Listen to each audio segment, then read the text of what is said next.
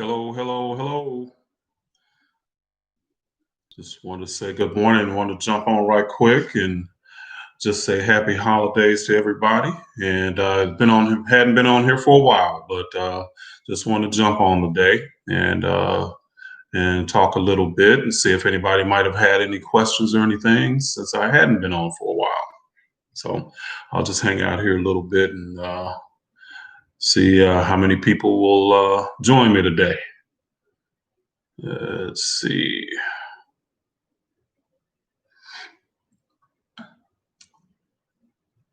So in the meantime, if anybody's jumping on and got some questions, you can ask.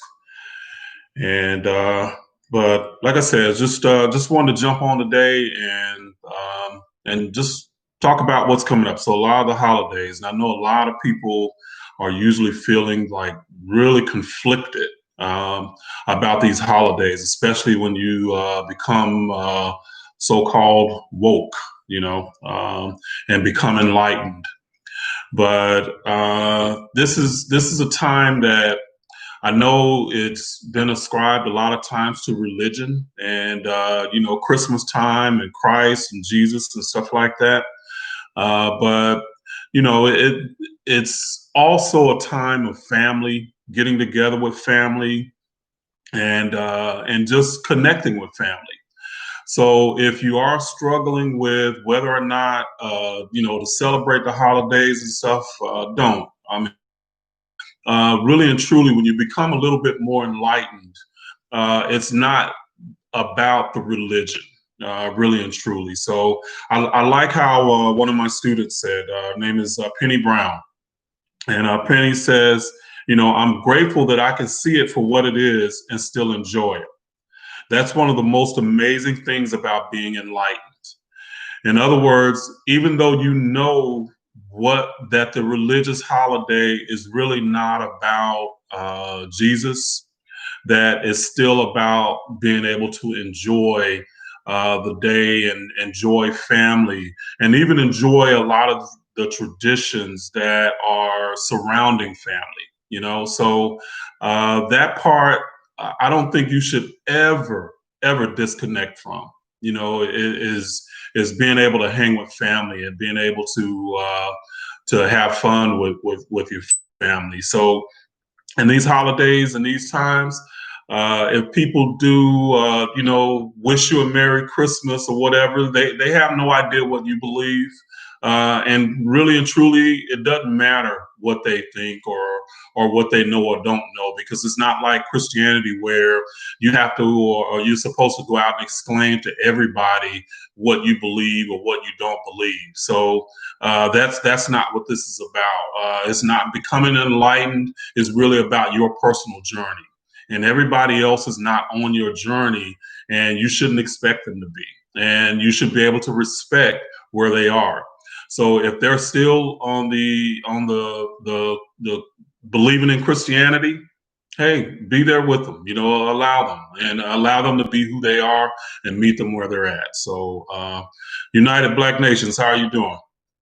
So yeah, so that's really what it's about in these holidays. So just enjoy your family, enjoy the traditions that are beyond what the religion is. So there's a lot of things that you can be really joyful for and grateful for, and ultimately, the day is about the vibration or high vibrational joy that you're able to feel. Okay, so that's what it's about. So enjoy your family, wish them a Merry Christmas, do whatever comes natural for you. So you don't have to be an adversary during this time. It's not necessary, and it just doesn't do any good for anybody. So just enjoy your day. Enjoy those days. Okay. Let's see. So let's see. Ellie Williams. Hello, Ellie. Let's see. I'll hang out with my family for the holidays, but I won't celebrate what they believe. Not saying the Grinch or anything. And Ellie, and that's fine. I'm not saying celebrate Jesus. So celebrate the traditions. So celebrate being with your family. That's what it's about to me, And I just remember days gone by that we would sit around the table and have dinner and talk and when before dinner everybody would pray, you know, and I would bow my head and pray with them, So in other words, it doesn't take anything away from me if they are celebrating their traditions in the way that feels good for them. So that's all I mean. So if you choose not to, that's great too. That's fine. So but it doesn't mean that you have to go and tell everybody, well, Jesus ain't real, or start telling them what your beliefs are. It's not necessary. And like I was saying, it's a matter of your journey, and your journey, because you are the enlightened one person, So that's all I'm saying. That's all I'm saying. And I think Bell believe that that's really the truth for mostly everybody. It's more about Santa Claus than it is about Jesus. And that's what I've recognized over the years, that we get caught up into the gift giving and stuff like that. And really, a lot of people don't really talk about Jesus. So the traditions outside the religion, to me, mean a lot more, and the season that's going on than actually what the religion is about, or what the holiday is supposed to be about. And really and truly, a lot of people, this is a lot of times it gets difficult for people too, because they get depressed, things that are going around, with coronavirus and us being separated from our families in a lot of instances. It gets really tough sometimes. So we should, at any chance we can get to celebrate family and to celebrate togetherness, do it. Because that's really about us just connecting with each other. So, uh, so that boy Bean, how's it going? So it says, what is the first step in the journey to reaching full enlightenment?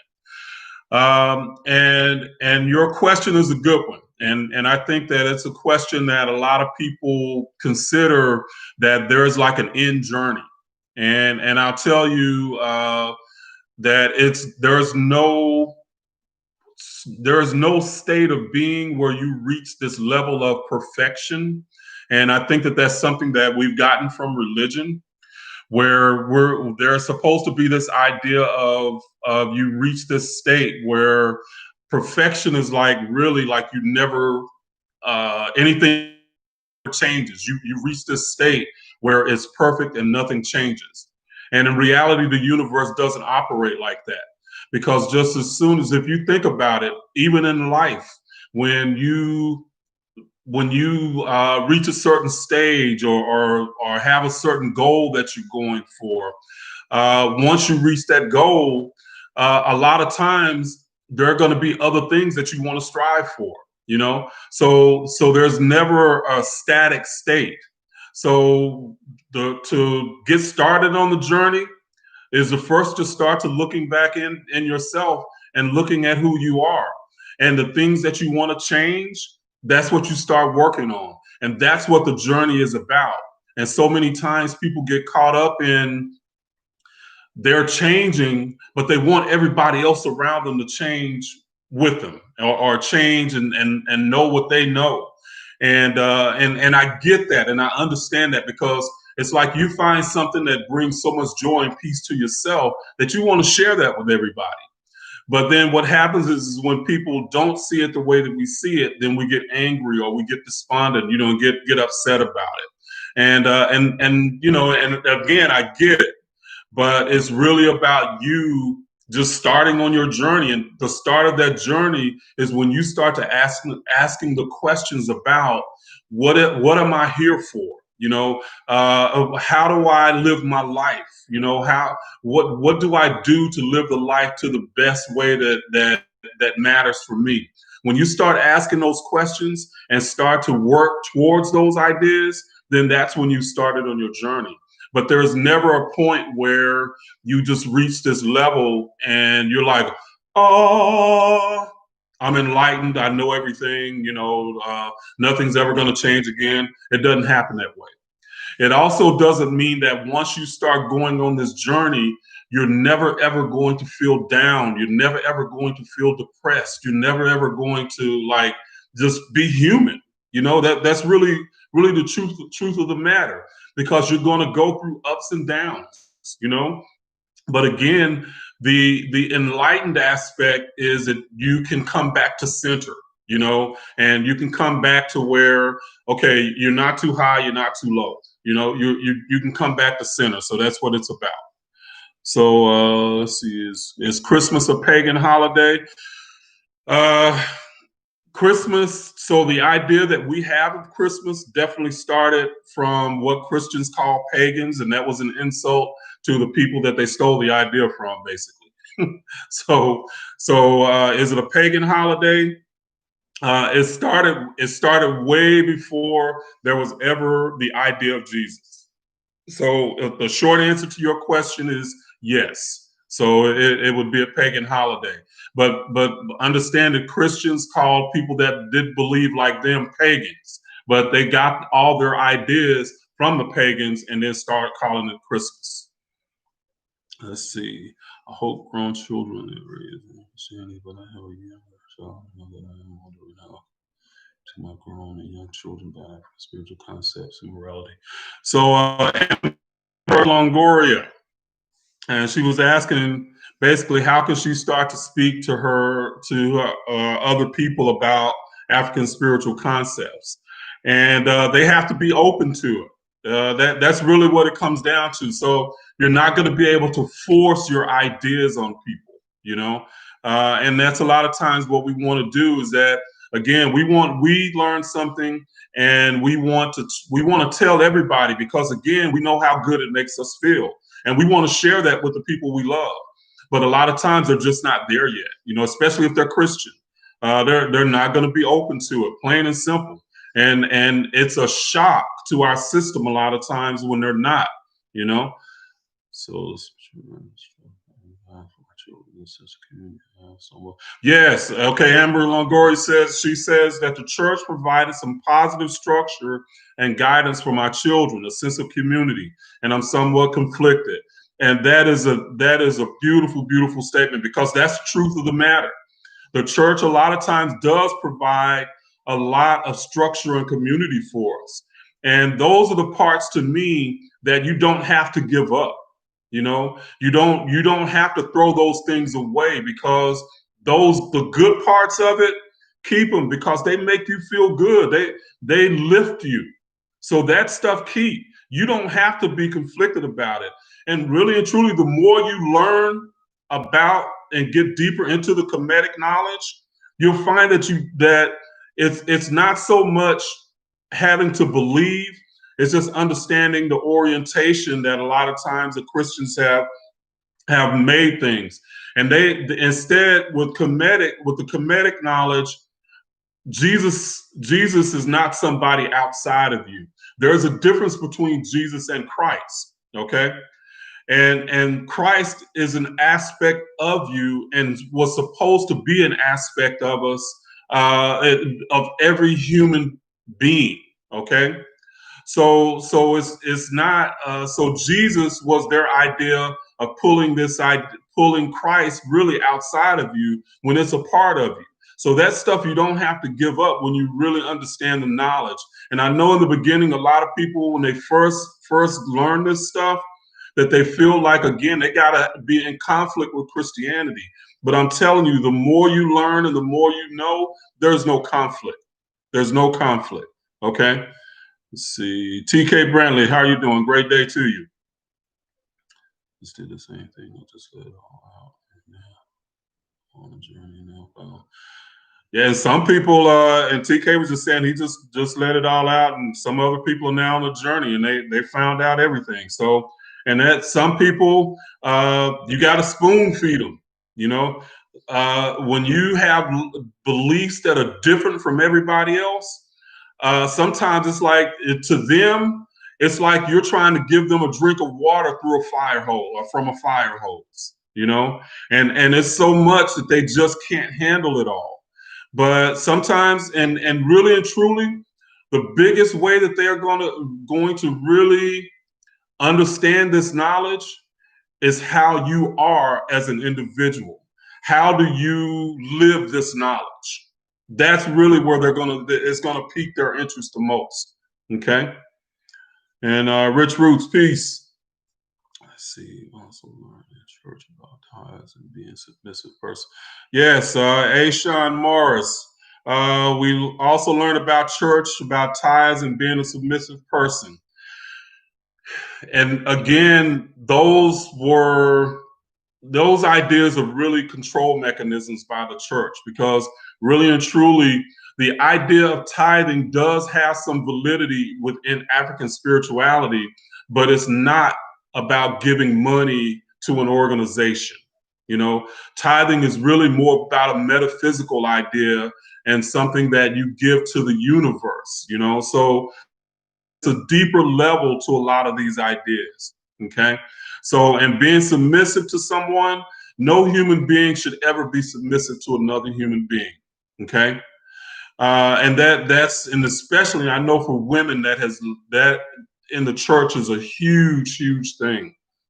But when you're talking about being submissive, it's like you're having to reject yourself or sacrifice yourself in order to be in the relationship with someone else, and it should never be that way.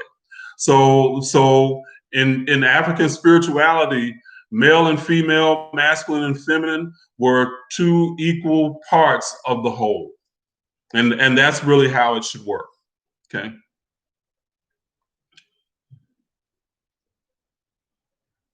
Let's see. United Black Christmas is an African holiday, another term pagan holiday. Yeah, you can say that United Black Nations it definitely started from Africa, and so the ideas and traditions of Christ, all that started thousands of years before Christianity ever existed.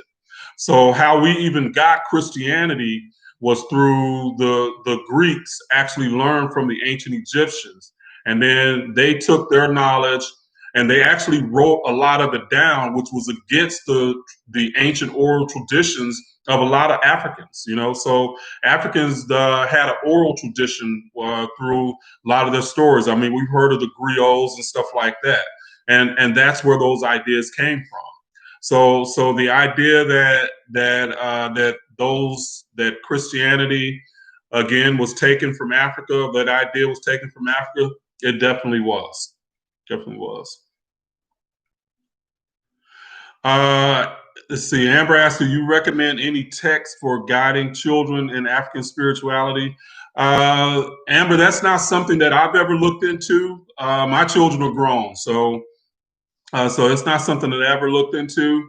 I am sure that there are some books out there that they're starting to get more guidance towards children, or how you can teach children.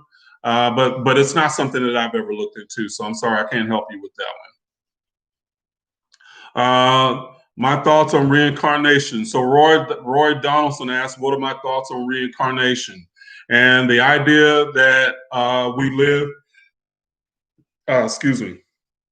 that we live other lives. I believe wholeheartedly in that. That's more true to me than the idea that we can die and go to heaven and hell. So I think that most traditions, spiritual, religious, or whatever, before Christianity, they all believed in that idea.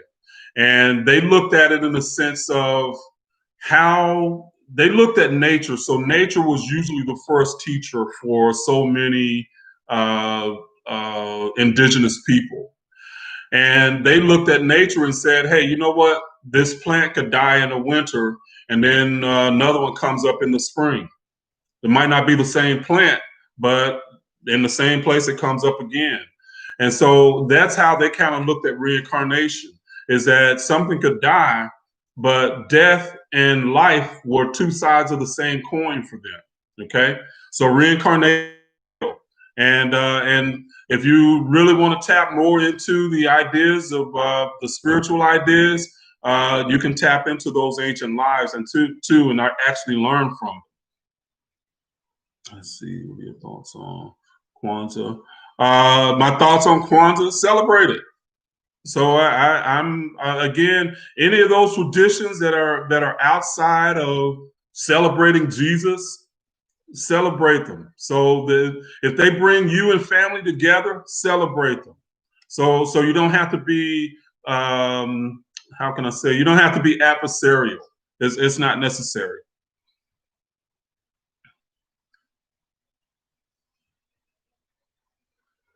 Thank you, Vo Vibes. That's my daughter. Vo Vibes said, "I love how you related reincarnation to nature. Never thought of it like that." So yeah, but that's where the first ideas about reincarnation really came from. Is that they saw that how nature was a cycle, and we're nature. We're part of nature, so we're not outside of it. So just like nature and plants and animals and can recycle, so do we. So that's how the ancient Africans looked at it. So Vo5 said, hello group, hello everyone. So she's my sidekick on a lot of these things here. So how can people reincarnate if the population keeps increasing at exponential rate? That's a great question. So Believe asks, how can people reincarnate if the population keeps increasing at exponential rate?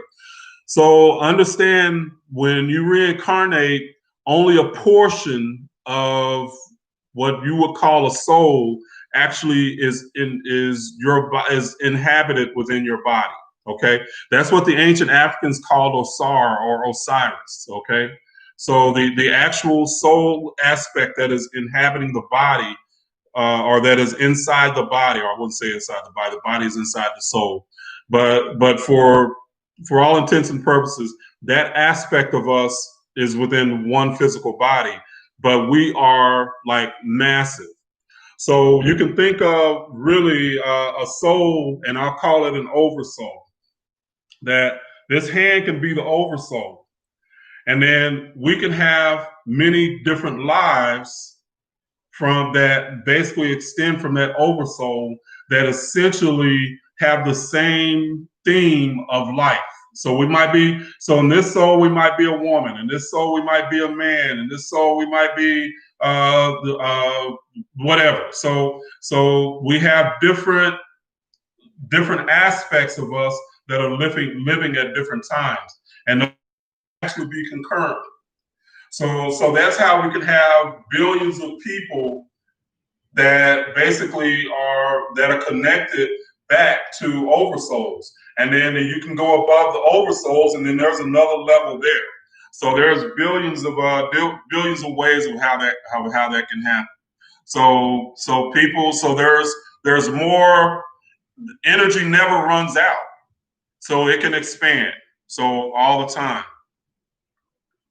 Do you think religion was stolen from Africa? Not religion. I would say spirituality. And it doesn't necessarily mean that it was stolen either. So spirituality, understand that there are certain universal truths that people can experience from just individually. And they can write down those experiences or share those experiences or whatever. But Africa is the foundation of most of the ancient spiritual systems. Any ancient spiritual system, you can just about connect it back to Africa. Okay, that means Buddhism, Hinduism, because of course mankind started in Africa, and then as it spread out over continents and different other land masses, it took its spiritual systems with them. As languages change, then what they call different things change. So yes, they spread out all over the world. Okay. Why do we forget our past lives? Roy, you're asking some good questions. Some good questions. So part of the game of life, and not meaning to belittle our lives, but we got to think of it in larger terms. It's really a game of life. Part of that game is that we forget, and that when we descend into matter, when we descend into a body as a soul, we forget so that we can rise up again. So part of the game is forgetting and then relearning who you are. Okay, so that's really what dying on the cross was. Is that the soul died or forgot who it was. It forgot its omnipotence, really.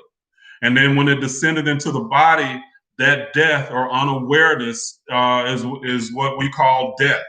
Okay, but part of that game is that you remember, you learn to remember and allow yourself to be guided by your higher self. So the Osiris is the part of us that gets into that descends into the body and we forget. But when you literally connect back to your higher self, when you make that realization, that's becoming a Christ. So Christ was a title, not a person. So when you recognize that connection to your higher self, that's the enlightened aspect. You become enlightened. That enlightenment is the Christ. It is the Sun, S-U-N, which is a light, or the S-O-N, which is the play on words for that. Okay. So that's just part of the game to forget. Let's see. Let's see. Is there any relation between Kemi and Eva? Hank Cross asks, is there any relation between Kemi and Eva? Yes. So Ephi is probably older. Well, not probably. It is one of the older systems. So anything that we get in Kemet, and this is what a lot of times people don't realize, is that a lot of the Africans they were connected spiritually in a way that they had a lot of the same ideas. So we're talking about a continent that had a spiritual system. They just had different names for. So like a netter is what is the same as an Orisha, or in a Loa in Vowden, okay, in the Vowden spiritual system. So those are three names for the same thing, and they all just recognize nature as the basis of everything, that we're all a part of nature. So yes, so in that sense, what Kemet did was refine a lot of the ideas that were African. So Ifa, Yoruba, and a lot of those systems actually they traveled up the Nile River over thousands of years, and that's what Kemet refined. So those were the foundation of of the Kemetic spiritual system, which actually became part of the Bible. Okay, or the Bible took a fringe aspect of the Kemetic system and made it the Christian religion. That's what they did. Okay. Yes, very deep, Roy. So it's like wow. So the more you study it, man, it's just the we don't realize how much our African ancestors had such a an impact on the world, and from spiritual systems to government systems. I mean, even here in the United States, our government system is a federation, which means there's a number of individual states that collectively defer on some areas to a central government. Well, that's exactly what Kemet did. Okay, the Greeks got that from Kemet. But if you hear everybody else talk about it, the idea of a federation came from the Greeks. Well, they learned it from Kemet. Okay. Do you read the Metanetter? No, I don't. I don't read it. I look at more of the ideas from a symbolic perspective, which is basically what the Metanetter is. It's really symbolic words and symbols in a sense. So our ideas and symbols. But I don't read it. I'm too impatient with it. So I would like to learn it one day. But there's so much other stuff that interests me, man, and I just go in so many different directions that I've never just really gotten into the Metanetter. But just the way that you get into the symbolism, you're going to pick up on the Metanetter some as well. Ask who do you pray to? Okay, so Vo said Dad, someone asked, who do you pray to in African spirituality? Again, another great question. Another great question. So, okay, and that was Rebecca. I see that's Rebecca Mandire. I'm hoping I'm saying that right. So, who do you pray to? And that again, and understand that your question comes from a religious perspective. Okay, meaning that in the Christian perspective and Christian traditions, God is outside of ourselves. Okay, in the African tradition, we are an aspect of God expressing itself as human. Okay, so we don't have to be, so the Africans didn't pray to God outside themselves, to rescue them or do anything like we do in Christianity. You are a living prayer. I guess that's the best way I can say it. But once you get a little bit deeper into the knowledge, prayer is about, you're always in communication with God or the universe, always. So you're never not in communication. And I know Christianity teaches something different, that like as if we can become disconnected and God no longer hears us, or God is no longer connected to us. And that's just not the case. So they started to teach this idea, one, of a male God, and the idea that this God was outside of its creation. In the African tradition, we are an aspect of creation that is literally part of the creator. This is where the idea of the tree of life came from. Is the tree is symbolic of the idea. If you look at a tree, you see that a tree has many branches that shoot off in many different directions that come from that one root or one stalk, so to speak. That tree, the stalk, can be the source, is representative of the source that is God, or that we call God. The many branches would be the many souls that branch off from that. Okay, so every branch is a part of the tree.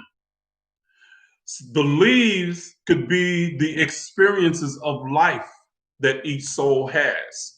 That's what the tree of life actually meant. And the fruit that supposedly Eve ate is the actual wonderful and beautiful experiences that we get to have through life. Okay, so we're never not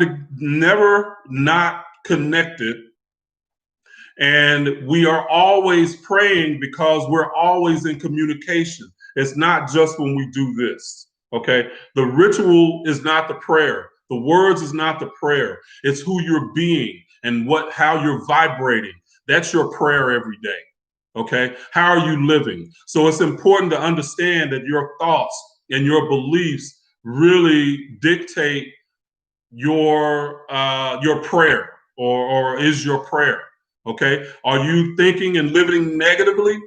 Then that's how you're praying to the universe. If you believe and live in fear, that's how you're praying to the universe. Okay, so you're always connected to that tree, always connected to that tree, and the leaves are the experiences that you're having. How do you handle those experiences? And when you become enlightened, you just taste the fruit. Okay. How important is Ma'at? Ma'at is just the idea of living balanced. Ma'at is where we're, in our case, it is how spirit and matter come together. And that's what we're doing in the physical. Let's see here.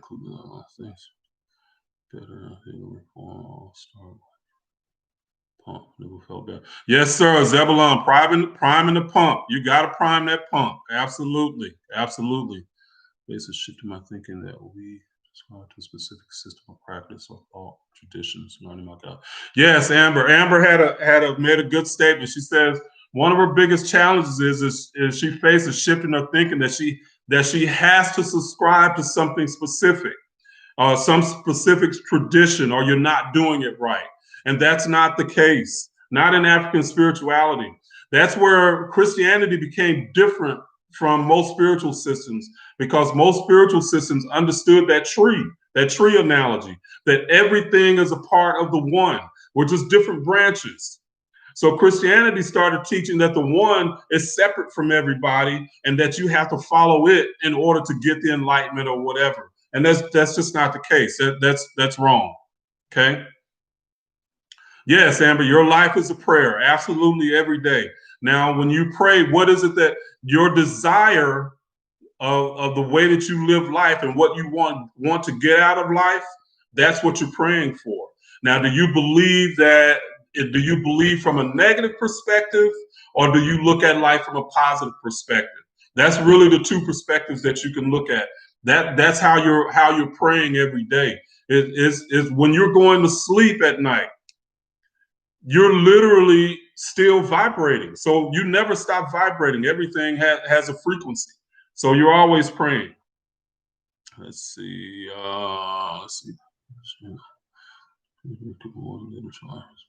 Prayer. Okay. Are Black people extraterrestrials? No, because we're here. So we can't be extraterrestrials. So, but I get what you're asking. Do we come from other places? So, and this comes into the idea of reincarnation too, because believe it or not, and this is something that we're going to have to deal with pretty soon, because we're starting to get information that there's other beings that are not from Earth. Now, I believe that for a long time, that we're not the only beings in the universe of trillions of stars. But we actually do reincarnate on other planets. A lot of times when we're in our dreams, we have these weird dreams, what we term as weird, but your consciousness literally in a dream state detaches from your body and your rational mind, and you start to live how you really exist. And you live multidimensionally. You live in other places, in other worlds. You have the ability to incarnate. Once you raise your level of vibration, when you die, you can incarnate on another planet that has a higher level of vibration, that has another game, so to speak, another game of life. So as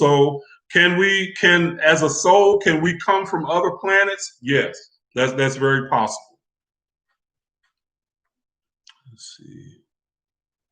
Let's see. What was that last question? I just see it say, what was the spiritual purpose of slavery? Spiritual purpose of slavery.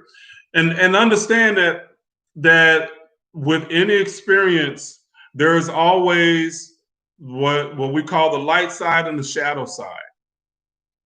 So in our experience as Black people, we really forgot how powerful we were, because we really taught the world spirituality, but we forgot. And as a soul, a lot of times how you learn is through tragedy.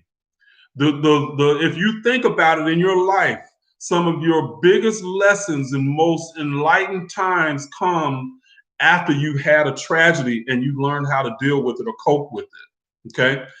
Slavery, in a sense, is like that. Is that we had to learn how we can create something differently. Okay. And we really got locked into everybody else's idea of reality, and everybody was dictating reality for us. And even today with Christianity, we still hold on to vestiges of slavery. When we pray to white Jesus, and I specifically say to white Jesus because that has an effect on Black people, that you praying to God that don't even look like you. You're praying to this being of perfection that you can never be. Man, what kind of an effect does that have on people? So we've had to deal with stuff like that. So now we're having to come out of these ideas, of these really colonized mental ideas, in order to raise our vibration and really recognize our own power. How does African spirituality view homosexuality? That's another good question. And I see a lot of people that come out of Christianity but still bring Christian beliefs with themselves, okay, with them. And they view homosexuality as something negative. But a person that is homosexual is a part of that tree as well, and has every right to exist as it is, as they are. So you can't say, okay, well, this is a part of God and they can exist and they're okay, but this part of God, I don't like that one, so no, you're not okay. Who are you to judge? Okay, so nobody should judge another human being for the way that they choose to live their life. You don't have to live it, so allow them to be who they are. So African spirituality saw the validity in, and you have to again go to the metaphysics of it to understand that beneath our physical body there is no male and female. So in Galatians, I think it was 3:28, it I forget what the scripture says, but even if you look at the drawings of Osiris, Osiris has one leg, and again, that's the part of the soul that is within the human body. So that part of the soul, so that one leg means that it is non-sexual. So it's not male or female. So somebody look up Galatians 3:28. So I know it's not neither Jew nor Gentile, neither slave nor free, and neither male nor female. We're all one in Christ. So that's what that means, is that as a Christ, there you are male, there is no sex. Okay. Being homosexual, that's just another aspect of living life. Okay. That's just another experience or another possibility. See. Webb Deej says, explain African spirituality on heaven and hell. There's no such thing. Heaven and hell is, and even if you look in the Bible, they'll tell you that there is no such place, that heaven is actually within. So if you look up Luke chapter 17, verse 20 through 21, and they ask Jesus where heaven is. And you got to look at it in the King James version, because they changed it in other to keep it hidden. But in the King James version, it actually tells you that heaven is, you cannot look at it, you cannot point to it, you cannot say there it is. Heaven is within. Okay, so there's no place, there is no heaven or hell. And even the Catholic Church changed that in 1999. They actually wrote that into their catechism, and they're the ones who invented the idea of heaven and hell. And they changed it in 1999 and said that heaven or that hell is a state of being or feeling separated from God. In other words, you create your own hell. So that's the way that they look at it now. Let's see. Let's see. In United Black, how did Africans globally end up in this mess? We gave up our power. So we gave it up in a sense of Africans were a peaceful people. And you got to understand, different races mean a different flavor of consciousness. Okay, is really what it is.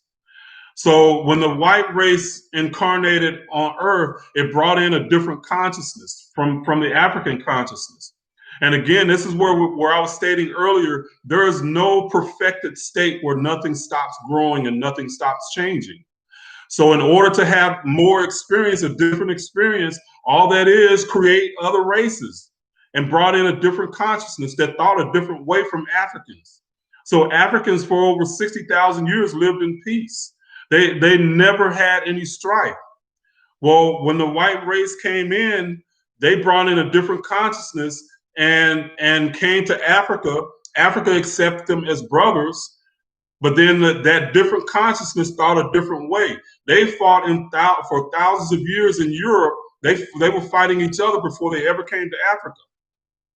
They had a different way of thinking about things. Well, Africa never came up with weapons of mass destruction. Okay, they didn't need to, but the Europeans did, and the Europeans overtook Africans.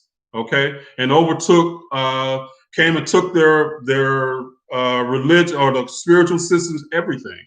Okay, but it was just a different consciousness, and now the world is starting to shift again. Okay. And it's not about racism. It's just about understanding that there's two perspectives and there's two opposites of any experience. Which one are you going to let rule your life? That's really what African spirituality is about. Which one are you going to let rule your life? Are you going to move towards the light, or are you going to move towards the shadow? Which one? Okay. Yes, Dennis. I call them both names, Osiris and Osiris and Asar, because people know both names. So when I'm teaching, I teach to everything. I teach to everybody. Let's see.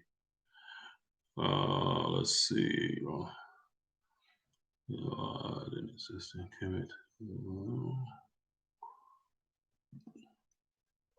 You're welcome, Roy. You are most welcome. Let's see. Ronald Dennis, free. Should I look into if you online or read to increase my understanding of Khemetics? Morgan, you can always go to my website at KhemeticCenteredLiving.com. And so I give you a lot of the teachings that I'm talking about now in different articles and stuff, but I also give you the resources. So you got books that you can look into and get a deeper understanding of this knowledge. Okay. You could say that, yeah, Roy. You could say that the ancestors were heart-based, Europeans were head-based. So, in other words, the rational mind became more upfront with Greeks and Europeans, most definitely, most definitely. So that's a good way to look at it. So again, it's just two ends of a spectrum. So are you talking about intuitive, or are you talking about rational?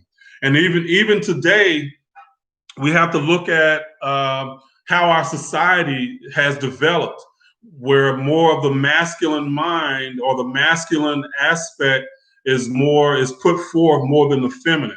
And when I say feminine, I mean feminine not as in female, but in ancient African symbolism, when you see the feminine netters symbolized, that means that it's something that is internal. So again, outside of the physical body, there is no male or female.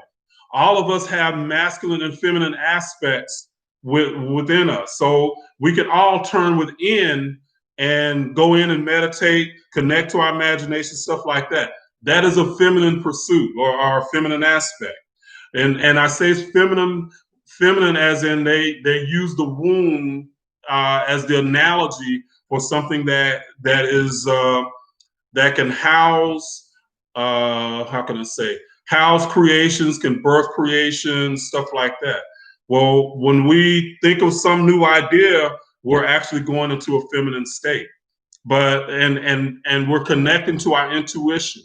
So in the church over years, really, they didn't want people to connect to their inner states, because that became a threat to the church.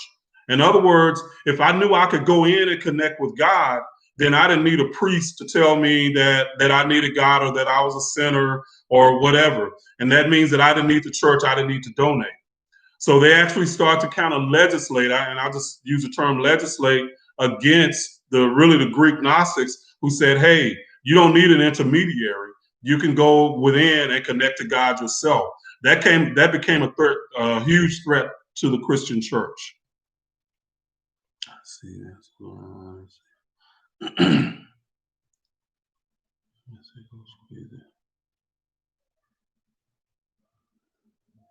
Okay, Believe, this is Believe says, I dismissed Jesus and said that I am God, but my friends and family said I was crazy. Now I don't know what to believe or how to be.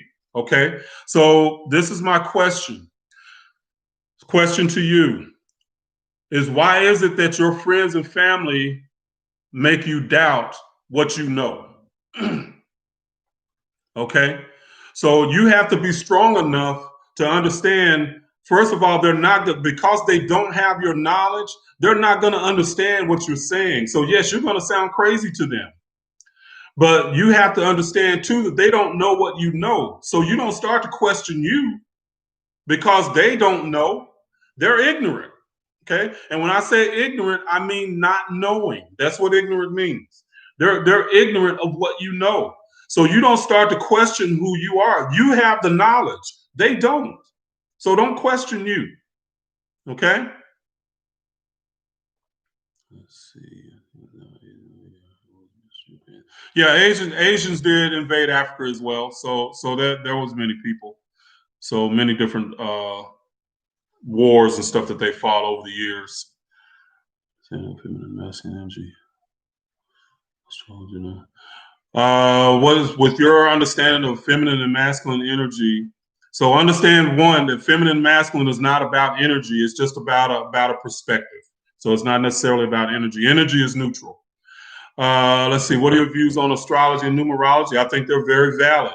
And Vo Vibes, she's my daughter. She does astrology readings. So they can be very helpful. A birth chart reading can be one of the most helpful things. It's like getting a cheat code for your life.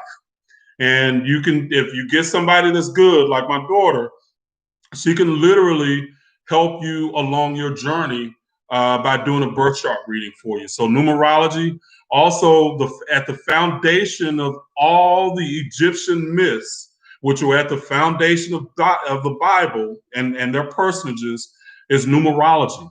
So everything was numbers. Every single thing that we talk about at the foundation of it is numerology. Okay. So that's it. Okay. So yeah, Volsi put our website, her webpage up in the comment. So I was told Egyptians were the Atlanteans. Um, United Black Nations is possible. It's possible that a lot of their knowledge came from the Atlanteans. Okay, so that's very possible. Very possible. Now I know again a lot of times we get into race, but before 8,000 years ago, there was no white race on the planet.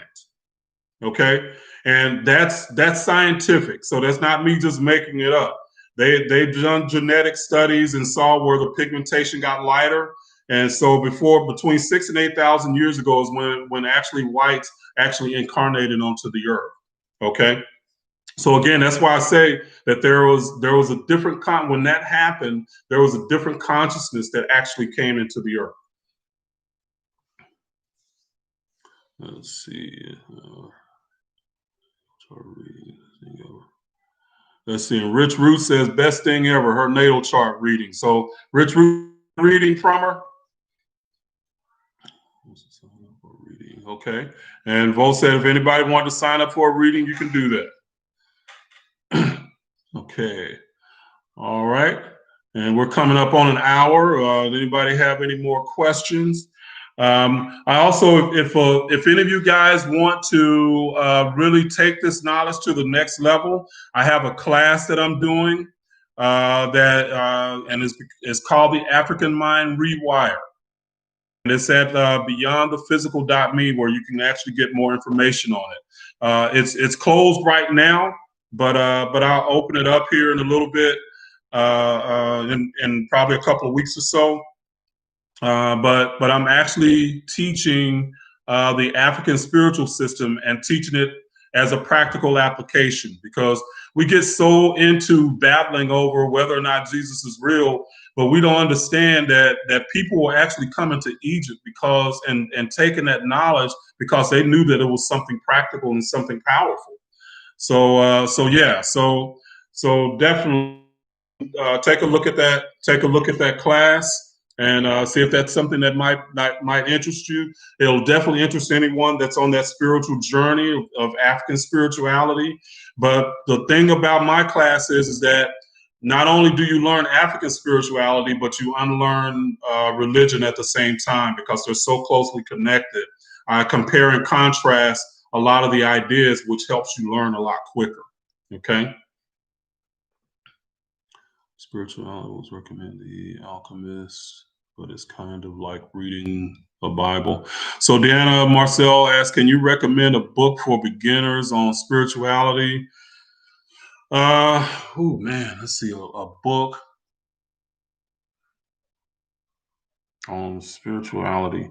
I've tried to read The Alchemist too, Deanna, and it's hard for me to read any kind of fiction work. I just find it difficult to read. I was trying to think of something right offhand, but I can't think of anything that I've learned more metaphysics even before I learned African spirituality. I just kind of traced metaphysics back. So I always wanted to know where stuff started. So that's how I ended up coming up on Kemet. Was I just in my research and study over 15 years, I found out where it came from. So I can't think of a specific book right offhand. But there again, you can go to my website at KhemetiCenteredLiving.com, and that's spelled with the KH. So it's spelled like my name, my screen name. Okay, KhemetiCenteredLiving.com. And I'll just put my screen name in here, but KhemetiCenteredLiving.com. And I have many different books, many different articles and books that you can read, but they're not beginner stuff though necessarily. So it's where a lot of times I actually break down the knowledge in a way that makes it beginner friendly. But a lot of those books, a lot of times, are not. So I can't think of anything right offhand that would necessarily be beginners. It's been so long ago that I read those particular books necessarily. Let's see. Here's Vo Vibes talking that birth chart stuff. Cancer rising, Leo rising. Yeah, see, I'm a Cancer rising, so I'm a Scorpio Cancer rising. So. And so she did a birth chart reading for me too. And man, I mean, it was like, wow. It shed a lot of light. One of the things it helped me with was just relationships, because I've always had I don't know, I could say just a battle within my relationships, and I could never figure out what was going on. And her birth chart reading really shed some light on that for me. So, yep, I'm a Cancer rising. Absolutely. Absolutely. So, yeah. Let's see.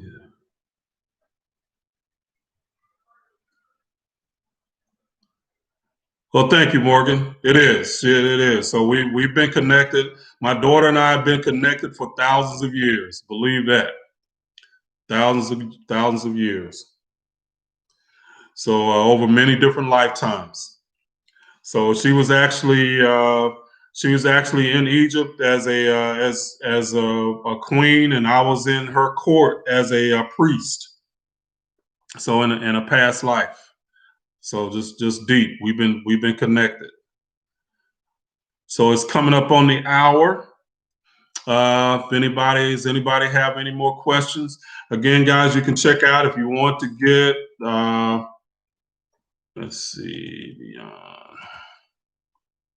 If you want to get some good teachings on African spirituality, you can go to that site there, beyondthephysical.me, and I can give you more information on my class, and you can get on the waiting list there.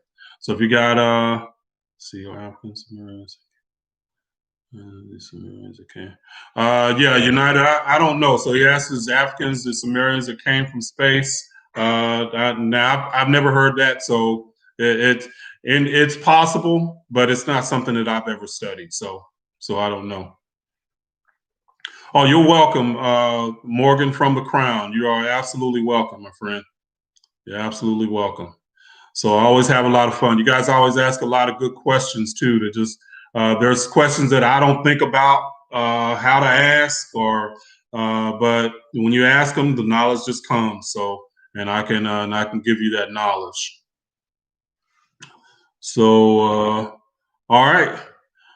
Well, I guess we have no other questions at this point. So we'll let's see. Okay, so what Believe said, what are your thoughts on marijuana and its ability to open up your mind and insight? Oh, that's a good question on drugs in particular.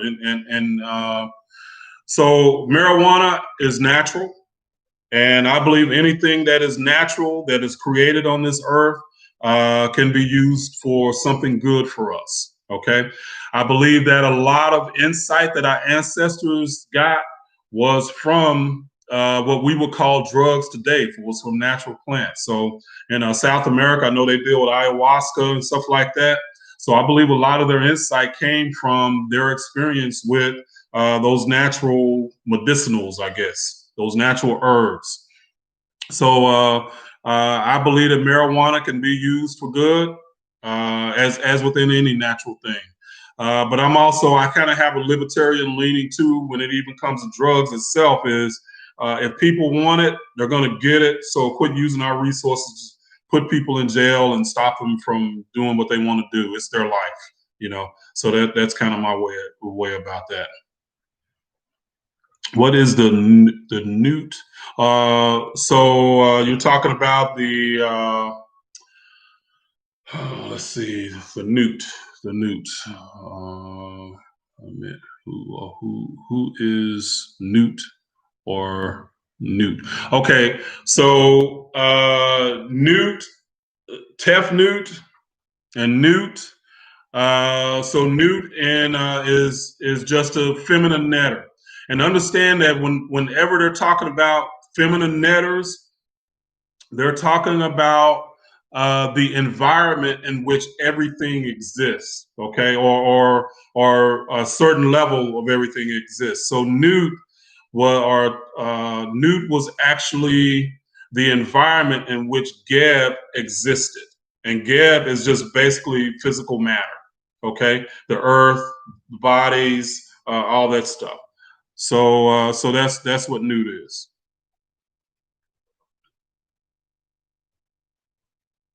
Yeah, and they're all different names, and so gaming with Miller is asking them questions, saying and the other question is what are you hearing names such as Tahuti, Geb, and New, and understand those names they are naming actually the same things that we're talking about today, but they're just using different names.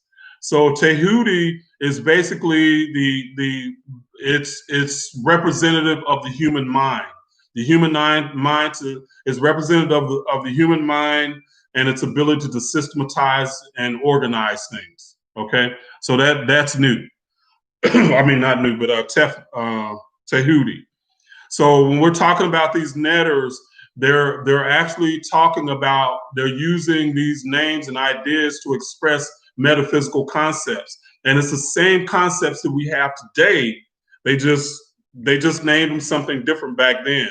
But a lot of times we get confused because we don't recognize the connections. Well, I like to connect them. So in my work, that's what I do is I connect the dots from the ancient words that they were using to the concepts we use today so that we can understand it and make it practical.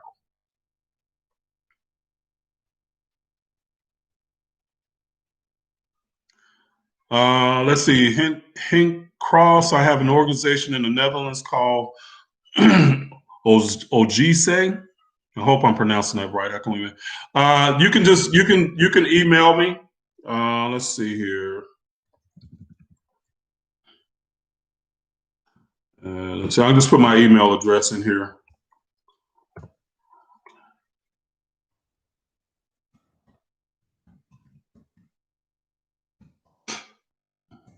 It's support at ChemeticsCenteredLiving.com.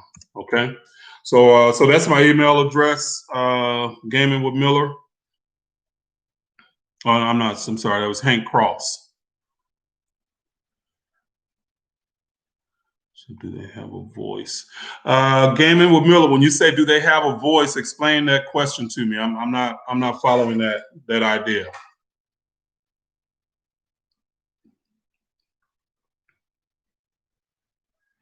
So Morgan, you ask a good question.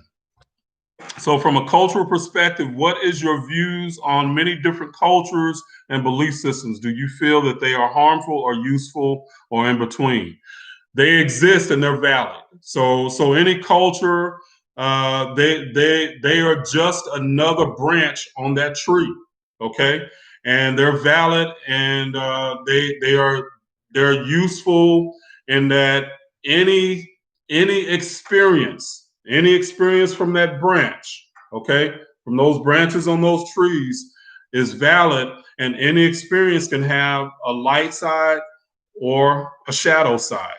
Okay, and anything in between. Okay, so in other words, it's not to say that something shouldn't exist, because really and truly we define experiences as bad, we define experiences as evil and stuff like that, but it's just energy that is it's all energy, and energy is neutral, but we define it in a certain way, and how we want to interact it with that energy is based on our beliefs. Believe, thank you for being here. All right, everybody, it's 12:05 my time, so I'm going to wrap it up. I appreciate everybody being here today. Thank you so very much. And let's see what happens when. Yeah, yeah, Morgan. To believe condemning other people, no, that's low level, low vibrational thinking and believing. So I'll just wrap it up with that. Low level thinking and believing. So if you want to live low vibrationally, live in fear and separation. So that's really what that comes down to. Fear and separation. All right, everybody. Well, y'all have a great day again. Thank you for being here. And I'm Reginald Kuwakaru, and I'm going to sign off. So y'all have a great day. All right. Bye-bye.